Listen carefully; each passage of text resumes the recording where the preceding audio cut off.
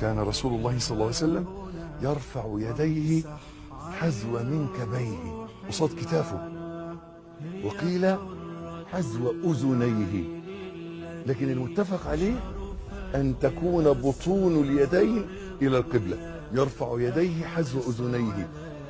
الله أكبر.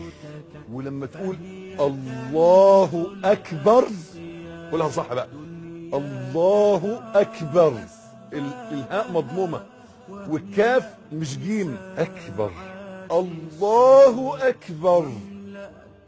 وانا بقولها طلع كل الصغار، كل شيء صغير. الله ينصب وجهه فارغب إليه كما تشاء. وضع يده اليمنى على يده اليسرى على صدره، مش بطنه، مش سرته، مش تحت السرة، مش كده، مش كده. وقيل كان يقبض بيمينه على شماله، يعني يمسكها كده. وقيل كان يضع الذراعين يده على المرفق، يبقى يا اما تضع يدك كده، يا اما كده الكف على الكف، يا اما تقبض كده.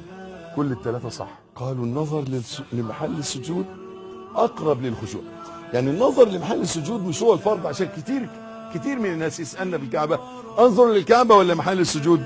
اذا كان نظرك للكعبه اقرب للخشوع يبقى هو الافضل، اذا كان نظرك لمحل السجود اقرب للخشوع يبقى هو الافضل. في الحديث القدسي انما اقبل الصلاه ممن تواضع بها لعظمتي. اذا قمت في الصلاه فتقنع وتمسكن، ما تبقاش واقف كده، انكسر لله سبحانه وتعالى. واملأ كيانك خشية واملأ فؤادك من رجاء. مش لازم تلمس كده، مش لازم تحط صوابعك في ودانك كده، مش لازم، وانما الله اكبر. بعدين ابدا قول دعاء الاستفتاح الوارد عن النبي صلى الله عليه وسلم. خلص دعاء الاستفتاح استعذ بالله. كثير من الناس يقول لك انا بوسوس، استعذ بالله وادفع عن يسارك، بستعيذه برضه ووسوس، لانه هو ما بيستعذش مع اليقين والاحساس ان هو لجأ الى الله ودخل في حماية الله. انا عايزك ما تغمضش عينيك وانت بتصلي، عايزك وانت بتقرأ الفاتحة تتذكر قول الله في الحديث القدسي: قسمت الصلاة بيني وبين عبدي نصفين ولعبدي ما سأل. فإذا قال العبد الحمد لله رب العالمين قال الله حمدني عبدي.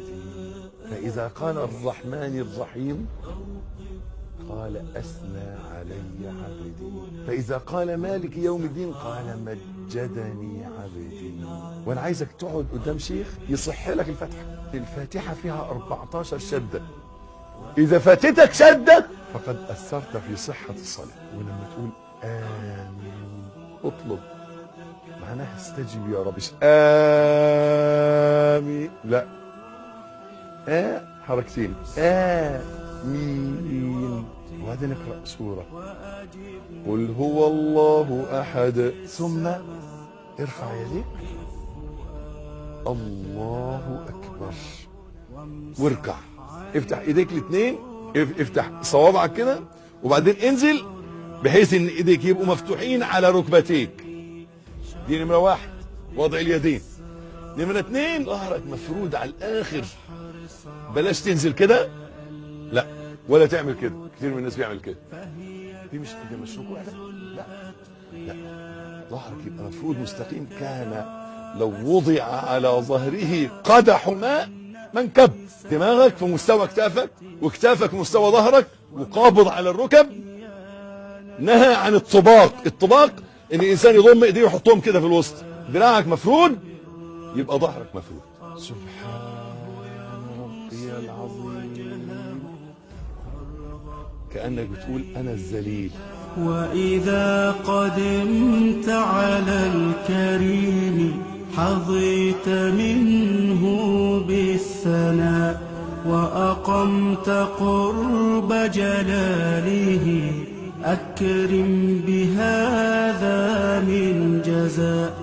وأن ترفع وترفع معك إيديك، سمع الله لمن حمده، وتنزل إيديك، ربنا ولك الحمد حمدا دائما طيبا مباركا فيه ملء السماوات وملء الأرض وملء ما بينهما وملء ما شئت من شيء بعد أحق ما قال العبد وكلنا لك عبد اللهم لا مانع لما أعطيت ولا معطي لما منعت ولا ينفع ذا الجد منك الجد ثم تهوي ساجدا. العلماء بقى يقولوا ايه؟ ينزل على ركبه ولا على ايديه؟ لا ينزل على ايديه. الله اكبر. جبهته في الارض، انفه في الارض، والايدين في الارض، الركبتين، صوابع رجليه من ورا. الله اكبر. مكن لجبهتك في الارض. عفر جبينك موقنا أن السجود له ارتقاء أن السجود له ارتقاء. يبقى ايديك كان يسجد على 7 أعراب، الجبهة والأنف واحد، الإيدين، الركبتين، الرجلين من ورا مضمومين. كان إذا سجد صف قدميه. سبحان ربي الأعلى سبحان ربي الأعلى سبحان ربي الأعلى. ثم يقوم جالسا. لما يقوم يجلس على اليسرى، يفرش اليسرى ويجلس عليها ويوقف اليمنى وتكون أصابع اليمنى جهة القبلة ويضع يديه على فخذيه. ثم في التشهد يقول يعمل بإيده حلقة، قالوا 51 إيده مفروض على ركبته ويفرد صباعه السبابة أو السباحة يسبح به. كان يحركها صلى الله عليه وسلم وقال هي أشد على الشيطان من الحديد. أقبل على رب الورى لله ما أحلى اللقاء. النور والبرهان فيها والتبتل والدعاء. الجلسة دي اسمها جلسة الافتراش. جلسة الافتراش أن يجلس على رجله اليسرى يفترشها ويضع رجله اليمنى. طب لو الصلاة رباعية يبقى اسمها جلسة التورك، أن يجلس على وركه بأنه يطلع رجله الشمال من تحت رجله اليمين ويجلس هكذا ويقرأ التشهد التحيات لله والصلوات الطيبات. السلام عليك أيها النبي ورحمة الله وبركاته. السلام علينا وعلى عباد الله الصالحين.